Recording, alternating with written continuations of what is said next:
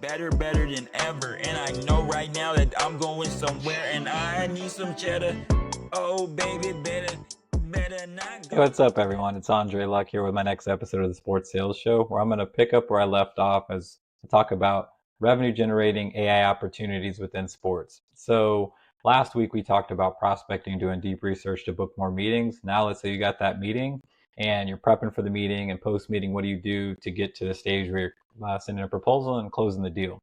And so we'll talk through the different stages. I'll actually show on AI how to build that out and actually do a workflow on the back end of this. So we'll talk about meeting prep. We'll talk about after the meeting. We'll talk about proposals, put it all together. So, one of the good things about AI as relates to in the sales process is it can pull out objections, pull out deal risks that maybe you aren't thinking of. I actually used this past week and I uploaded a call transcript from one of my conversations and it was spot on. It called out all the things from the conversation, but then also things that maybe I wasn't aware of from the conversation that could help me with the follow-up email, follow-up next steps and everything like that, and just things to be aware of in the process and who to loop in next. So, it's great, especially if you have it trained on what you do, your sales process and everything like that. So from a meeting prep standpoint, most reps just kind of wing it. They just jump on. I've talked to businesses, I've run meetings before. They either take a B2C approach to B2B, or maybe they have some sort of template, but it's not customized to them. So the good thing about using AI for this and the tool we have specifically with Journey is it's trained on you, your instance, how you sell, your sales process, what you sell. So instead of just generic prep, it can give you specified information that follows up from that research you did on a specific company, and then gives you specific questions, things to call out, ways to set the agenda and establish credibility. And if it's plugged into your CRM system, it can call out other companies that you work with in the same industry. So you have quick references you could tie back to. So you have a more structured, detailed, precise discovery meeting versus just a generic asking questions and maybe pitching some products and everything like that. So it keeps it from being generic. It keeps it specific. It keeps exactly what it is that you're looking for and gives you, again, the specific questions that you're looking for. So then you go through the meeting, have a great meeting. I encourage everyone to record their calls, do a transcript, or if not, at least take really good notes. But there's a lot of tools out there, even if you don't have it set up like on your Teams or Zoom, you could set your phone up and there's different apps where you could record the conversation. It'll take the transcript. It's good in a lot of ways. One, you can always go back and play it, but now you can dump that into AI and it can give you some next steps. And also, you can kind of train it to coach you, like what did I miss, what did I do well, what are some things that are best next steps and everything like that. So if you're recording your calls, taking those transcripts, you could dump that into AI, and if it's trained on your process, it could tell you what the next best steps are. Again, call out objections, call out things to be aware of in the sales process, set up follow-up emails and next steps and the cadence and everything like that. And then after the meeting or after, a couple meetings and whatever you may be in the process, it could help you build out proposals. So that's one thing that really can be templatized and starts to become somewhat of a time suck for sales reps because, you take the time to build it out and you start from scratch every single time. If you are actually building a proposal, a lot of people maybe just put in the email, body of an email, just ticket locations, a seat, benefits, everything like that. But now you could actually take it and have it call out all the steps that you need to put into a proposal. And so I've talked about this on other shows and episodes. But for me, my proposals have key objectives first. So from all your conversations, you could upload it. You could call out here the key objectives that the company you're reaching out to or the company you're selling to is focused on. Proof of credibility. So again, it's either plugged in your CRM or you could upload it like, hey, here are similar companies that we work with or similar type use cases. Then from there, plan for partnership. So what that plan for partnership does is it maps to the key objectives that we talked about, those top 3 objectives that they're focused on in their business. And here's how we plan to execute and deliver on that. Then you have an implementation plan, which we've done through on other episodes as well. Use AI to build out an implementation plan. So if you have a baseball season, 81 games mapped out to all 81 games, and then an ROI case or business case that you could put on the back end before you put the total investment and tell that ROI story, because that's where you're going to close more deals. So now you have this structure where if you're following it all the way through the progression of the deal stage, you can have a ready-made template built and the information you need to build out a proposal on the back end, because it's tracking all the way through the deal process and following you through all steps of the process. So it knows the insights from meeting prep to first few meetings and like what the takeaways were from that, what the next steps are in the process and everything, and what you're going to do to best close the deal. So using AI to keep everything kind of stored in this central place and then building out the steps, one's going to save time, but also just give you more precise info so that you close more deals. And ultimately, at the end of the day, make more sales. That's the biggest thing with AI for me is great set time savings, but it's got to help people close more deals, especially if you're a salesperson. I think especially in this early stage, you get people to buy in and see it more than just hype, but actually how they could use it day to day. So as you start to see people, actually I had one team working with where someone followed through that process and using some of these steps and using AI to help them actually closed a 5-figure deal that they hadn't been closing that level as a college, so they weren't closing at that level before. So starting to see some wins come from this, not just the process, but how using AI can help with that. So they're saving time and they're closing bigger deals, and you're just starting to see the rest of the team start to buy in and start to use it as well. So what I'm going to do now is go through all those steps we talked about. I'm going to pull up Journey, share my screen, and go from prepping for a meeting to after the meeting, what that looks like and what the next steps are, and then building out a proposal, and show you how quickly that 3-step workflow can help you. So, we talked about last week the workflow of doing research and finding the right leads and like how do you get the meeting. Now we're going to pick up where we left off and actually book the meeting. So let me share my screen here. All right. Share. Okay. So we're back in Journey. And so what I'm going to do is pick up where we left off. So quick call prep. So this is, I have a meeting booked and I'm about to prep for my discovery meeting. So what I'm going to use is a local company. I'll use Fort Lauderdale United as an example. Again, one of my clients that I work very closely with. So one of their partners is Amerant Bank. So it's a local bank here in Coral Gables. So putting in the name of the company, amerantbank.com, and discovery call. So company, website, and where I'm at in the process. And then I'll say working for Fort Lauderdale. Actually, no, working to sell them partnerships. All right, let's do that.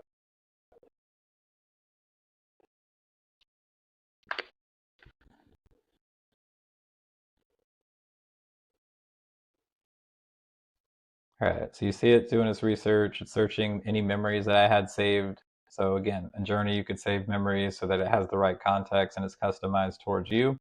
So you see all the different sources again that it's searching.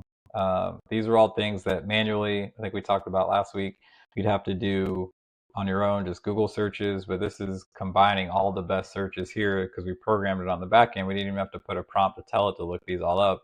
It's already knows, all right, here are all the places I need to look. So first quarter results, third quarter results. So it's pulling tons of information here that's going to help me prep for this meeting. So company snapshot, there's some highlights there. Who you're really selling, the likely buyers. So you got marketing director, community relations, regional president, some discovery questions here.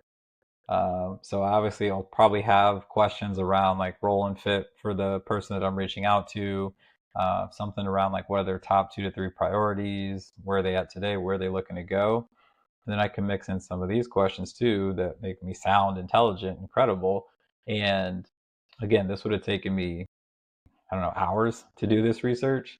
And we got that in less than a minute. And I have really good questions that I could jump into the meeting. So I was actually showing Journey to a client recently that I'm working with on more like the sales workshop side. And they said, so is this enabling reps?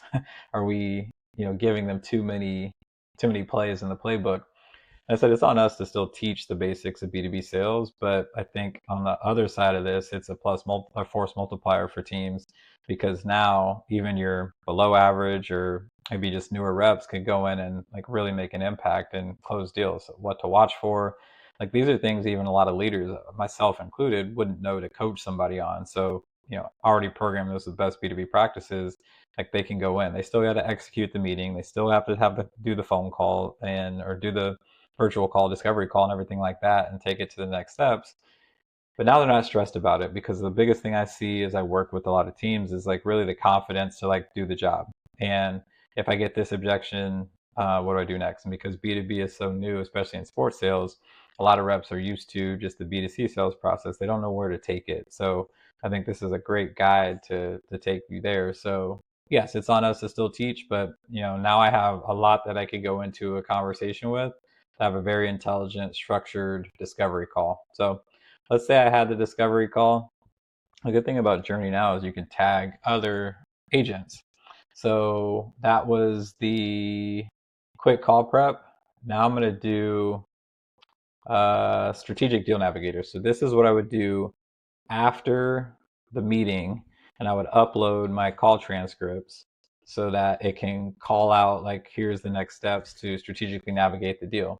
So I use ChatGPT to give me, like, hey, I met with Amaret Bank. Here's, just give me like a transcript, a mock transcript. So um, hopefully you have a real one that you would use from like your call recording software, or like I use Otter AI, which I think is great too. And so I take those transcripts and I upload it into Journey, and it's spot on. So, all right, now I'm going to upload the call transcripts here. Let me take out some of the information that ChatGPT added to this in the prompt.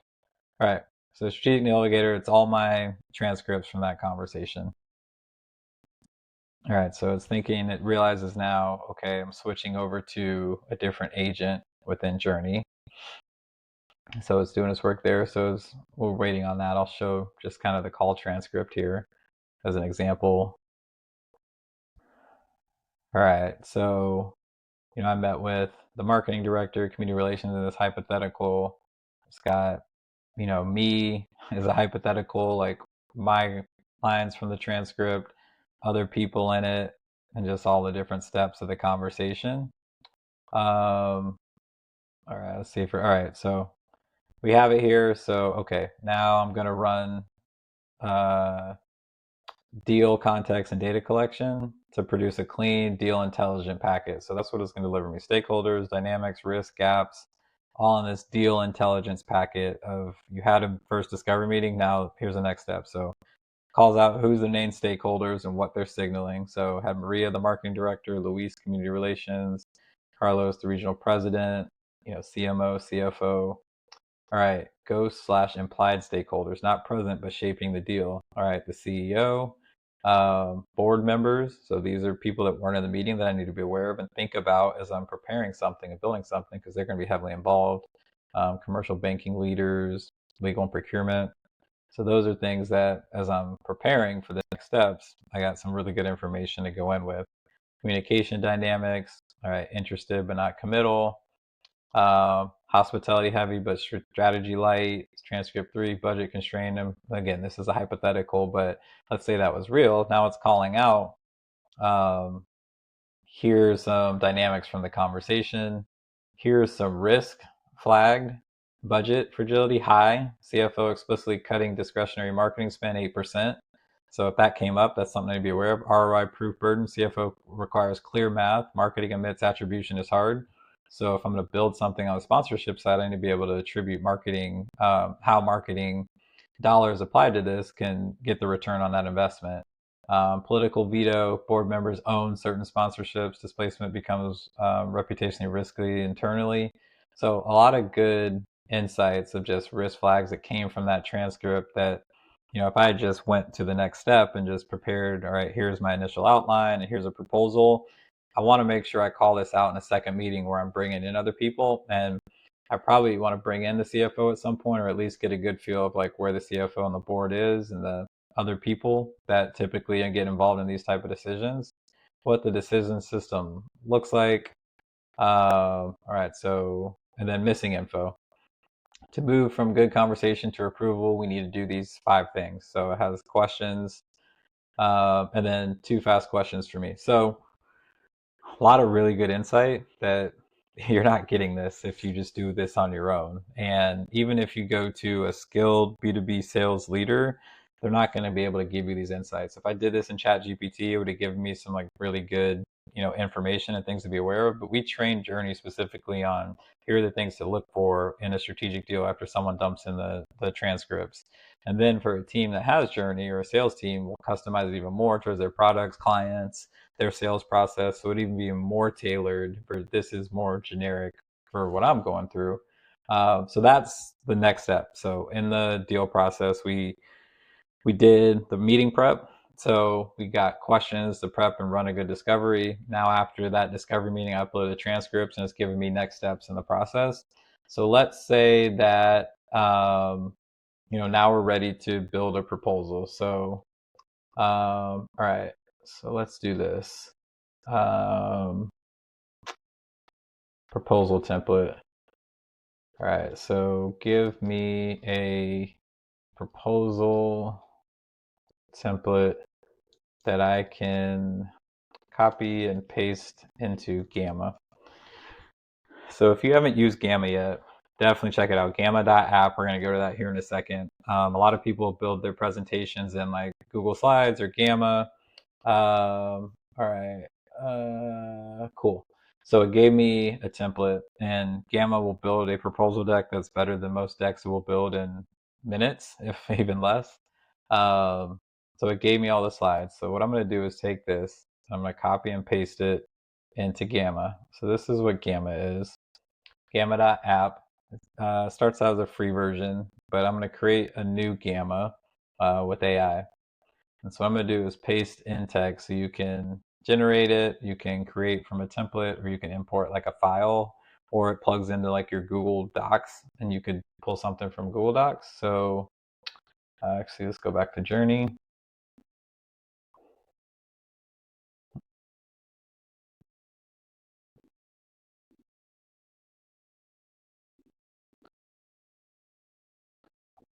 All right, there we go.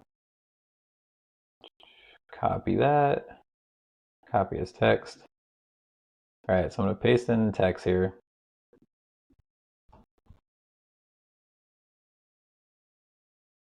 All right, what do you want to do with this content? Generate from notes or an outline. So continue to prompt editor. All right, so you could decide like on each slide, they call them cards. If you want minimal information, concise information, detailed or extensive, like how much copy do you want on the slides, who you're writing it for, the tone, any visuals if you want it, like the theme. So let's do standard. I'll do something professional here. Let's just pick this one. All right, select this theme.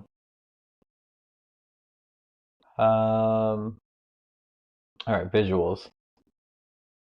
So, okay, you can add visuals in here too. All right, so it's going to give me 10 slides. Let's cut that down a little bit. Let's do 8. And then click generate. When I saw this, I was like, I'm going to use Gamma for everything now. All right, so Amerant Bank, Fort Lauderdale United. So it's got pictures in here. I could decide to keep those. It could use more cartoon type images, or you could just take pictures out. So I got my first slide, executive summary, what we heard. So Amerant's priorities. And so it's building out a slide on that.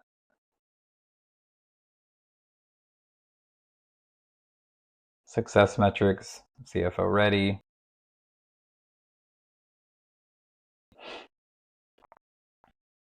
So while it continues to go through that, yeah, I'd encourage any salespeople to use Google Slides, PowerPoint, and Gamma if you can. I know different teams have different guidelines, but you could build this like you see it's building out in a couple minutes. That's going to give you something that's probably better than anything we could build internally. It just helps you show up more prepared, more presentable versus just sending a couple locations. And now you're giving this to your champion. So let's say it's the marketing director. And in this scenario, they talked about the board has a lot of oversight. The CFO needs to show that this is attributable.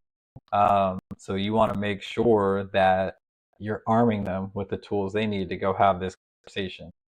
So you see there with Gamma, what that could build out is amazing. Like all the things that we have at our disposal now that we're just scratching the surface. And I think everyone's using these, but it's probably like the top 1 to 5% of people out there are starting to use these tools to help them just be more effective and close more deals. So from there, we went through the discovery process and built out discovery questions customized to the prospect we're going after.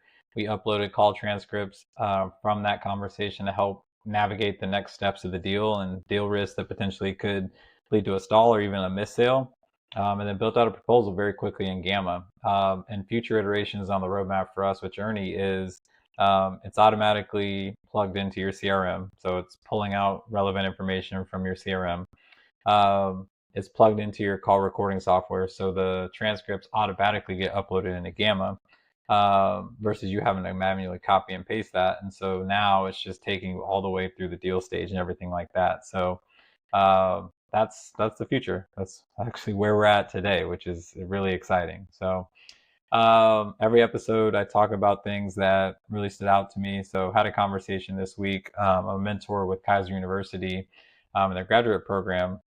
And so I did a session with another one of their professors on AI and AI for recruiting and students getting into the workforce. And it was a good conversation around how potential job seekers game the system by using AI to build out their resumes, but like you still have to talk to what it is that you're doing, like, and you put in the resume. Because there was an example where someone said, "Hey, call this out from the resume, like, what's this thing that you talked about?" And they're like, "Oh, I don't know, AI built it." So obviously, don't want to do that, but how you almost just like we walked through for research for like a sales prospect, recruiting and hiring or job seeking is really selling yourself. So doing research on a company, how you could fit within that company organization. So we gave some good tips for people looking to get in the workforce and how you could use AI effectively and ethically in the job search and job hunt and everything like that. And then you could even take it the next step where if you're learning these tools now, you could show how, hey, here's tools that I already have. I could build out, I have agents that I will use in my job to help me be more effective. And imagine going to a job seeker. If I'm a hiring manager and someone tells me that, like, I'm super excited to bring that person on board, or at least advance them to next stages in the process. So a lot of tools out there if you're looking to differentiate, because a lot of jobs are starting to get cut down because it's just more competitive out there. And with AI, there's a lot of like early entry level tasks are getting automated. So like, where do you differentiate? How do you stand out from the crowd? So that's one thing that stood out to me here this week. Shout out, a couple weeks ago, I was in Denver working with Denver Summit FC.